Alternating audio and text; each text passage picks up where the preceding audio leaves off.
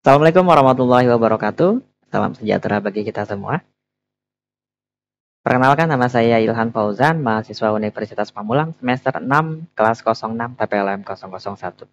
Pada video kali ini, saya akan menjelaskan sedikit tentang materi perkuliahan kita di mata kuliah Rekayasa Perangkat Lunak atau RPL dengan judul SDLC, Software Development Life Cycle.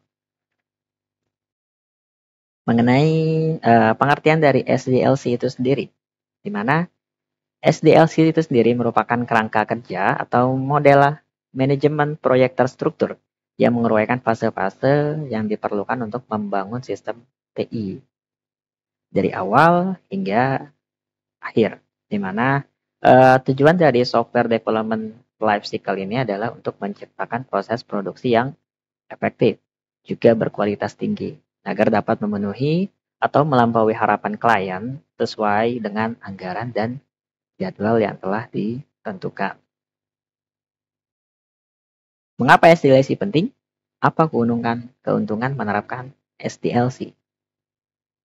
Nah, SDLC dapat membantu perencanaan estimasi dan penjadwalan proyek dengan baik. Dua, kontrol proyek dapat dilakukan dengan lebih mudah. Semua pemangku kepentingan dapat mengetahui bagaimana siklus pengembangan software secara transparan. Dapat mempercepat proses pengembangan software, mengurangi resiko proyek, dapat mengurangi biaya manajemen proyek dan biaya produksi, dan yang terakhir adalah meningkatkan hubungan baik dengan klien. Tahapan SDLC. Yang pertama adalah planning. Planning itu sendiri adalah tahapan perencanaan di mana tim akan mengidentifikasi dan menentukan skop atau ruang produk yang perlu dilakukan dalam proses pengembangan proyek. Biasanya pada tahap ini, tim juga akan mengumpulkan semua informasi yang dibutuhkan dalam proses pengembangan software dari para pemangku kepentingan. Setelah itu, tim akan merencanakan struktur tim, time frame, lalu budget, security, dan berbagai faktor penting lain yang dibutuhkan untuk si pengembangan software ini. Yang kedua adalah analisis. Nah, tahapan SDLC yang selanjutnya adalah proses analisis, di mana tahap ini tim akan menganalisis kebutuhan functional system.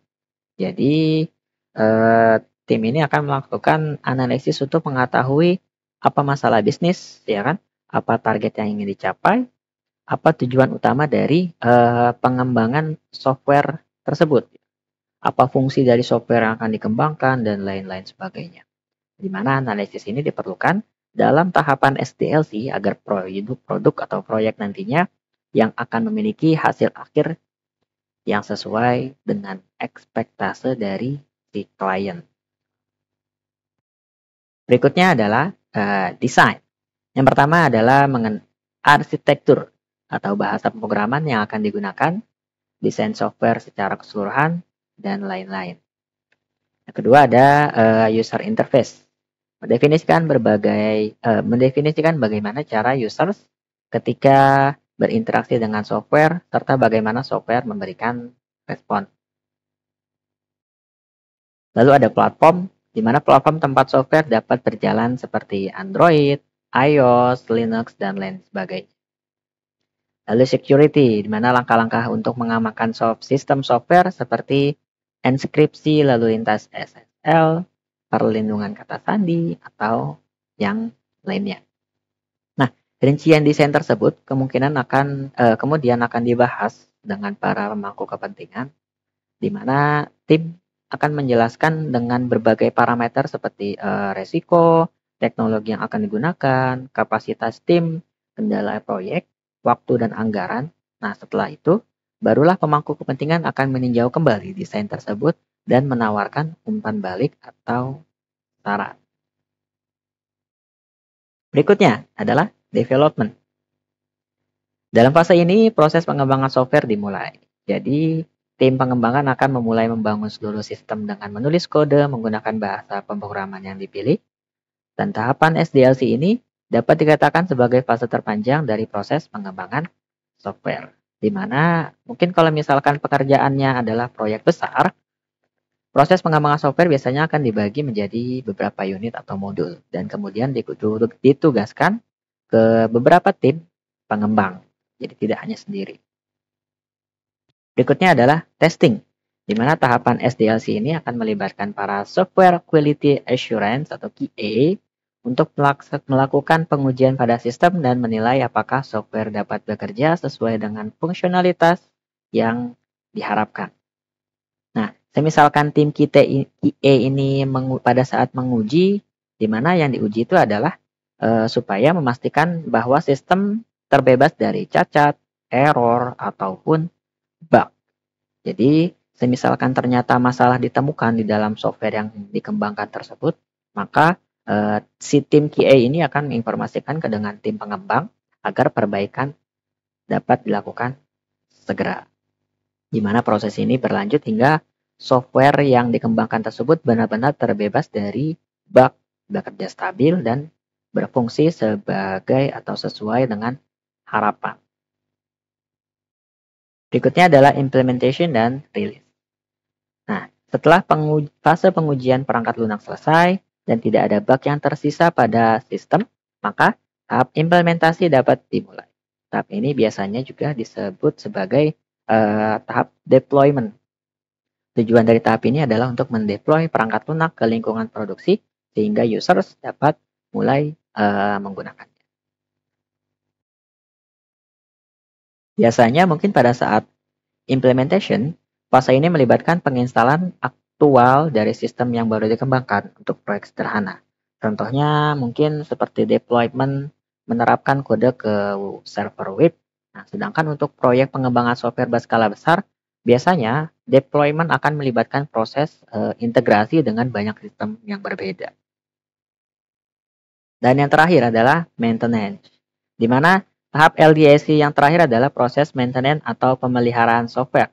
Di tahap ini, tim akan melakukan pemeliharaan sistem dan rutin melakukan pembaharuan agar kinerja software tetap dapat optimal.